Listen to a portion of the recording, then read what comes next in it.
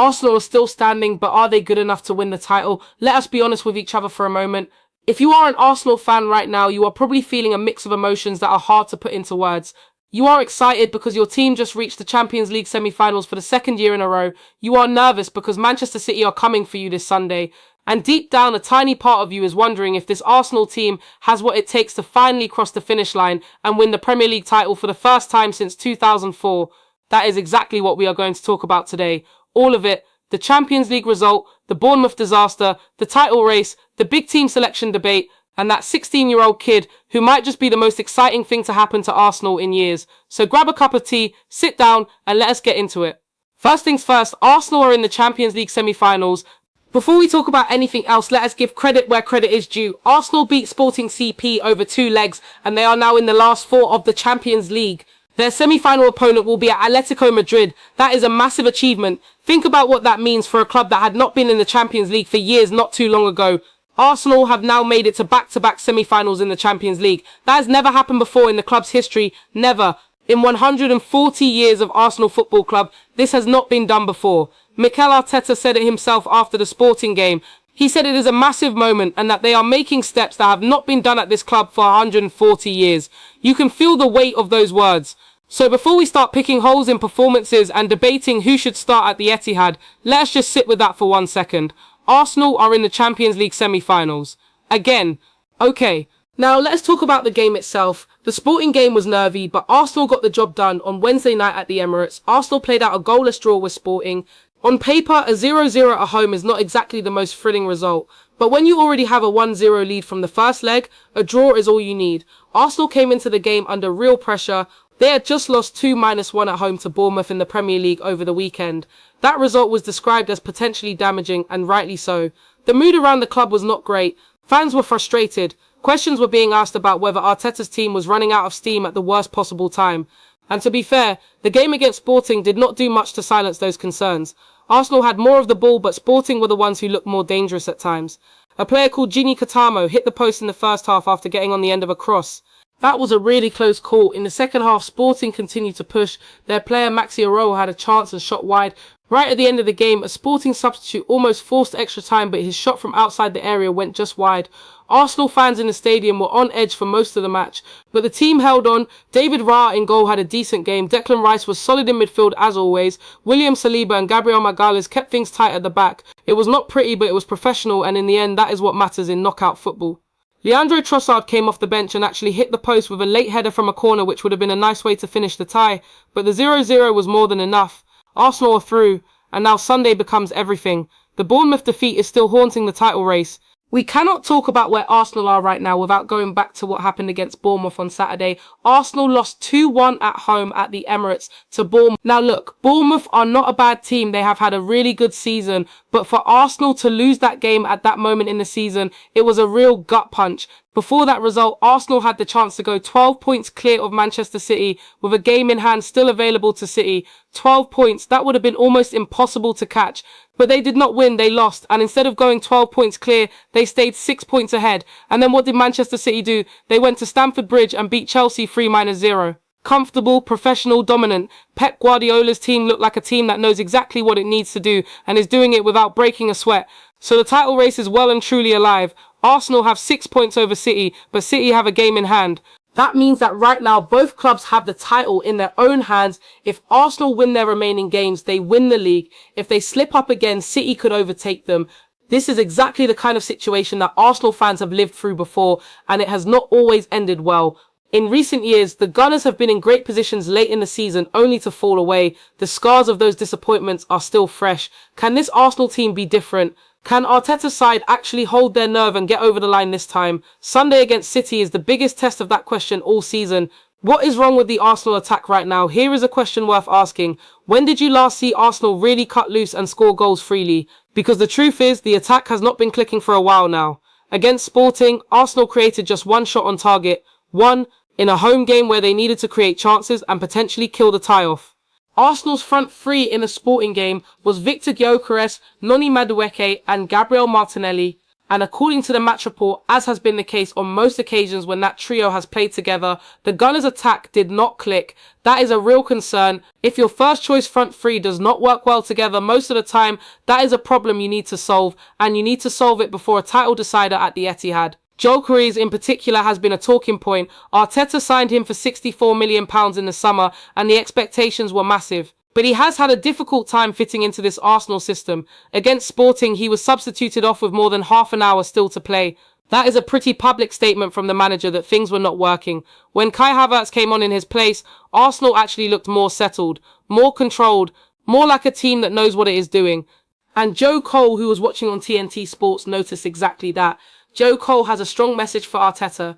Joe Cole is someone who knows a thing or two about top-level football. He played for Chelsea, Liverpool and England during his career, and he is now one of the more thoughtful pundits in the media. So when he speaks about big games, it is worth listening. And what Cole said after the Sporting game was pretty direct. He thinks Arteta should start Havertz up front against Manchester City on Sunday instead of Gyökeres. Cole's argument is simple. He said that when you are playing against Manchester City, you need a striker who can hold the ball up. You need someone who can keep possession in tight spaces, bring others into play and give your team a platform to build from. City press hard, they win the ball back quickly, and if your striker cannot handle that, you are going to be chasing the game. Cole felt that Gyökeres struggled to do that against Sporting. He said that Gyökeres fluffed his lines when it came to holding the ball up, and that is why he got dragged off. He added that Havertz did that job better, and that Arsenal looked like a more composed team when he was on the pitch. Do you agree with Joe Cole? Do you think Havertz should start at the Etihad, or do you still have faith in Gyökeres to deliver in a big game? It is a genuinely tough call. Gyökeres is a natural goal scorer. If City give him half a chance, he can score. But if he cannot get into the game because he is struggling to hold the ball up, then you are basically playing with 10 men in attack. Arteta has a big decision to make, and whatever he decides, he is going to have to live with it come Sunday evening. Injury problems are making things even more complicated. As if all of this was not enough to deal with, Arsenal were also dealing with injuries, and not small ones. Bukayo Saka was not even in the squad for the Sporting game. Saka is Arsenal's best player. He is the one who makes things happen, who creates chances, who puts fear into defenders. When he is not playing, Arsenal are a noticeably different team.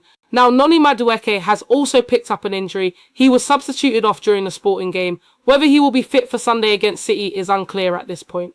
So Arteta is going into the biggest league game of the season potentially without two of his attacking players. That limits his options and puts even more pressure on the players who are available to step up. This is the reality of a long season where you are competing on multiple fronts. Injuries happen, fatigue sets in, the squad gets stretched, but Arsenal have pushed themselves into this position deliberately because they want to compete for everything, and now they have to deal with the consequences of that ambition. Now, can we talk about Max Dowman for a moment? Okay, let us talk about the most exciting part of Arsenal's week. Max Dowman is 16 years old. He cannot even vote yet. He has probably not finished his GCSEs, and he is playing for Arsenal in the Champions League knockout stages. Dowman came off the bench in the second half against Sporting and made an immediate impression. Joe Cole, who rarely gets this enthusiastic about young players, could not stop talking about him. Cole called Dowman special. He said what the young player has already done at his age is incredible. He said it would be a massive call to start him against Manchester City, but added that Dowman clearly has something different about him. Cole even suggested that we might see Dowman start on Sunday at the Etihad. He said that would be huge. Think about that for a moment. A 16-year-old starting a potential Premier League title decider away at Manchester City, that is the kind of story that football was made for. And the fact that Arteta turned to Dowman in a Champions League quarter-final tells you everything you need to know about how highly the coaching staff rate him. You do not throw a teenager into a European knockout game unless you completely trust him. Arteta clearly does. Dowman's rating in the Sporting match was actually better than some of the more experienced players. He was not just making up the numbers. He was contributing, competing and showing that he belongs at this level. Now here is a question for you as an Arsenal fan. Would you be excited or nervous to see Dowman start against City?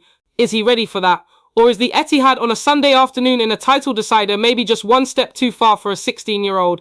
It is a fascinating debate, and it is one that only Arteta can answer. The history of this Arsenal versus City rivalry right now, to understand how big Sunday is, you need to understand the recent history between these two clubs.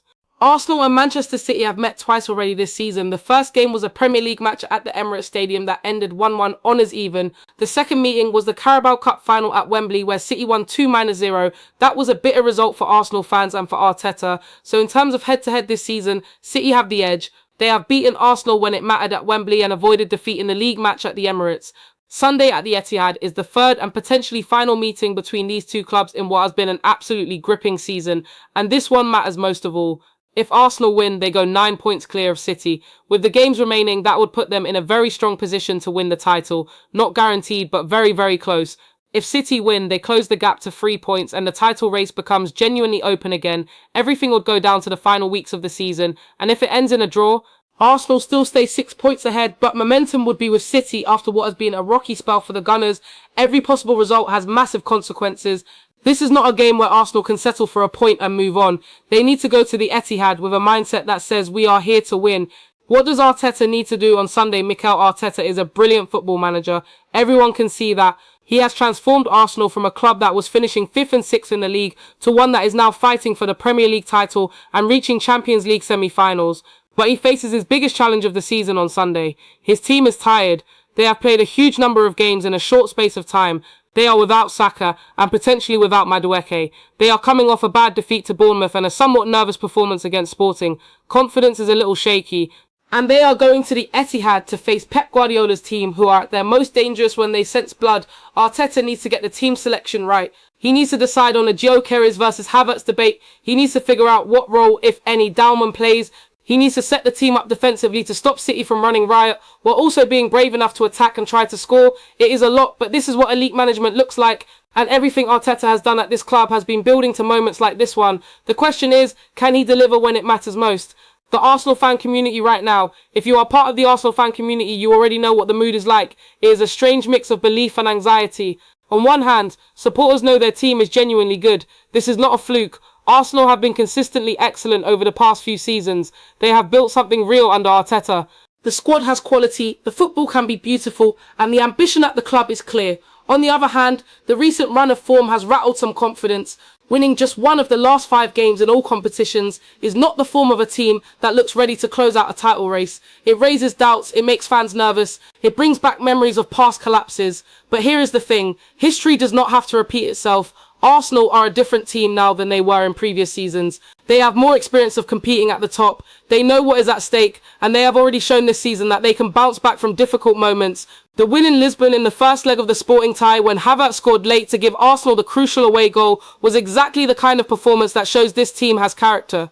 They can do it when the pressure is on. Sunday will test that character again, in the biggest way. One final thought before Sunday here is something to think about as you head into the weekend. Arsenal have not won the Premier League title since 2004. That is more than 2 decades of waiting.